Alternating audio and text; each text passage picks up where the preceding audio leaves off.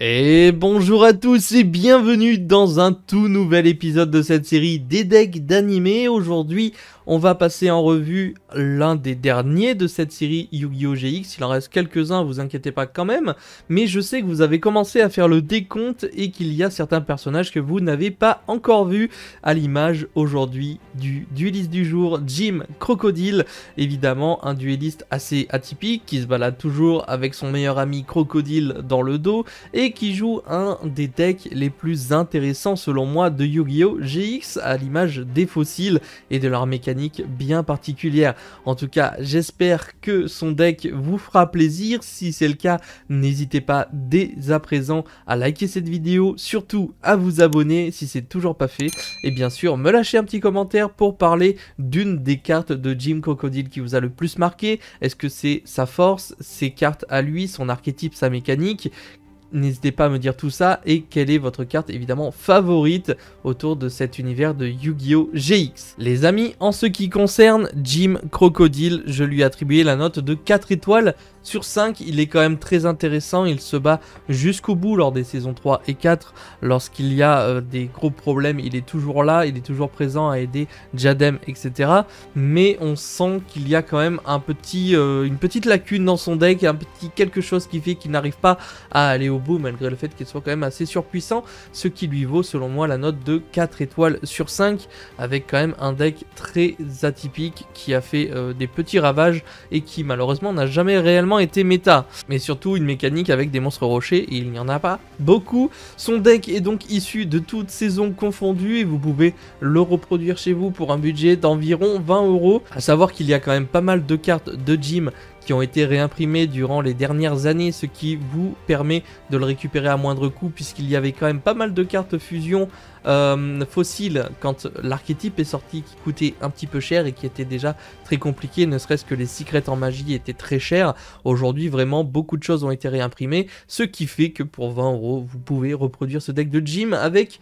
Comme carte favorite, j'aurais choisi la fusion fossile, je pense l'une de ses meilleures cartes, puisque évidemment les fusions ne pourraient pas arriver sans cette magnifique petite carte qui a une mécanique particulière, celle de pouvoir faire des fusions en bannissant les matériels depuis le cimetière, et ça c'est pas rien.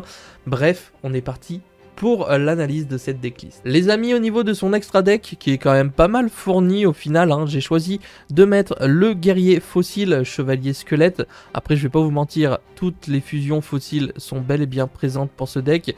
Je crois que je les ai quasiment toutes mis x2 pour faire une sorte de diversité. Vous pouvez les mettre x3 si vous avez la place, bien entendu. Le guerrier fossile roi squelette, celle-ci par exemple était une carte qui était assez convoitée. Je crois que c'était celle-ci en vérité qui était très chère et qui a été réimprimée. Donc vous avez celui-ci également, le guerrier fossile monstre squelette. À chaque fois, il va vous falloir un monstre rocher plus un monstre de max niveau 4. Celui-ci, par exemple, il va vous falloir un monstre de minimum niveau 7. Donc, on peut évidemment faire des fusions avec des fusions, etc. Nous avons donc celui-ci. Nous avons par la suite le dragon fossile Skullgar que j'aime beaucoup. Donc x2. Certains ont été joués d'ailleurs dans des decks méta, mais pour une utilisation bien différente. Le dragon fossile Tyrannosquelette qui sera bel et bien présent, il est incroyable celui-ci. Et parmi les cartes qui ont été utilisées ailleurs, vous avez la machine fossile Camion Squelette qui, grâce à son effet, vous pouvez bannir cette carte depuis votre cimetière puis cibler une magie piège sur le terrain, détruisez-le. Voilà, on l'envoyait depuis l'extra deck au cimetière et on pouvait en faire une petite mécanique un petit peu bonus pour détruire une MP adverse. Machine fossile Buggy Squelette. Et pour terminer cet extra deck, nous avons bel et bien la machine fossile Convoi Squelette. Certaines sont sorties un petit peu plus tard. Nous passons du coup au main monstre de Jim Crocodile avec le soldat météo. Ici j'en avais que 2, mais vous pouvez bel et bien le jouer x3.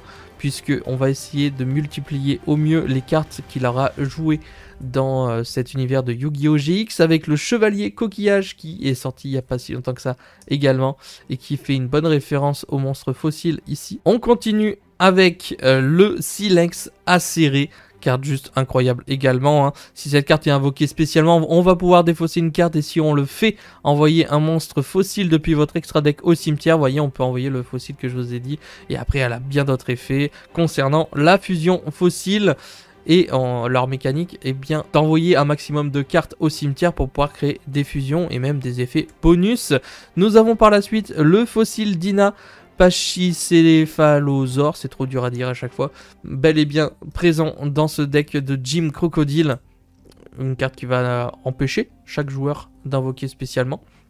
Donc vraiment à mettre en cas de gros problèmes.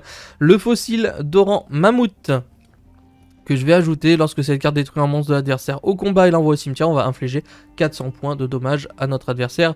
Là, le seul truc, c'est que c'est un rocher qui est nommé fossile, donc on va le rajouter en bonus, parce que comme vous pouvez le voir, sinon on n'a pas beaucoup de monstres pour le deck de Jim, puisqu'il joue toujours les mêmes dans l'animé, donc on va essayer de rajouter de la diversité avec le gardien oublié. J'ai trouvé son effet sympa puisque la défense d'origine de cette carte est en fonction des monstres de type rocher qui sont retirés du jeu, et comme on va énormément retirer du jeu les monstres rochers de notre cimetière pour les invocations fusion, ça peut être sympa. La statue barrière de la sécheresse, pardon, aucun monstre ne peut être invoqué par invocation spéciale à l'exception des monstres terre. Comme on joue que des monstres terre, c'est juste incroyable. Et évidemment on va la jouer x2 pour essayer de la multiplier, ce qui peut empêcher notre adversaire de jouer tout simplement ces monstres. Le golem factice, un petit rajout en rocher, x3 pour cette carte. Et enfin pour terminer, on n'oublie pas l'une des cartes les plus importantes, le Gaïa géant de terre, qui a selon moi totalement sa place dans le deck de Jim Crocodile et de mémoire avait été joué dans un épisode, donc on la rajoute bien entendu. Au niveau des magies et des pièges, les cartes les plus importantes de Jim,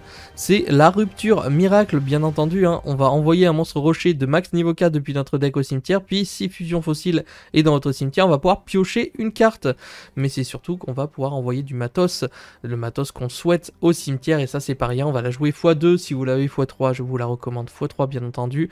Le flux intemporel qu'on va jouer ici x2, la fusion fossile, la carte la plus intéressante du deck, celle qui va vous permettre de faire toutes les fusions fossiles depuis votre extra deck en bannissant des matériels fusion listés sur celle-ci depuis les cimetières. Donc ça c'est juste fou. Hop. Et nous en avons bien sûr 3 puisqu'on va multiplier cette mécanique. Inspection des spécimens x3, c'est pas l'une des meilleures cartes, mais on la rajoute bien entendu puisque ça reste une des cartes très intéressantes jouées par Jim. Le petit pot de cupidité trop fort dans ce deck. Vraiment je pense que son deck est très fort par rapport à l'univers Yu-Gi-Oh! GX, par rapport à certains autres decks. Celui-ci tournera très bien avec le Monster Reborn. J'ai décidé d'ajouter Libération de fossiles. J'ai trouvé cette piège très intéressante pour les fossiles. Sélectionnez un de vos monstres de type rocher retiré du jeu, puis invoquez-le spécialement. Et lorsque cette carte est retirée du terrain, eh bien on va détruire le monstre. Mais c'est surtout qu'on va beaucoup avoir de monstres rochers qui vont être bannis par mécanique d'invocation fusion. Et donc on va pouvoir les réinvoquer, c'est juste fou. Et je leur ai mis x3 pour multiplier cette mécanique. Et enfin la dernière carte pour Jim, ce sera les armures de Sakuritsu qui viendront compléter le main deck de Jim. Et voilà les amis pour le deck de Jim Crocodile. J'espère qu'il vous aura fait plaisir et vous aura rappelé énormément de souvenirs. J'étais tellement heureux quand Konami avait annoncé l'arrivée de cet archétype fossile dans le TCG et l'impression justement de cette carte dans des batailles de légende de mémoire ou des trucs comme ça. Je crois que c'était en Blard.